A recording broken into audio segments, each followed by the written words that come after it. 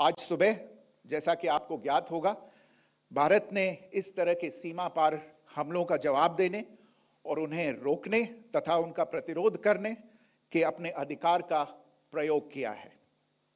यह कार्यवाही नपीतुली, non escalatory, आनुपातिक और जिम्मेदारीपूर्ण है।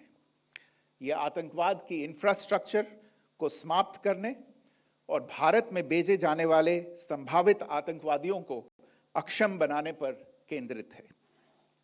आपको यह भी स्मरण होगा कि 25 अप्रैल 2025 को संयुक्त राष्ट्र सुरक्षा परिषद ने पहलगाम आतंकवादी हमले पर एक प्रेस वक्तव्य जारी किया था, जिसमें आतंकवाद के इस निंदनीय कार्य के अपराधियों, आयोजकों, फाइनेंसरों और प्रायोजकों को जवाबदेह ठहराने और उन्हें न्याय के दायरे में लाने की आवश्यकता पर जोर दिया गया था। भारत की आज की इस कार्रवाई को इसी संदर्भ में देखा जाना चाहिए। Good morning. Thank you all for joining this briefing. As you are all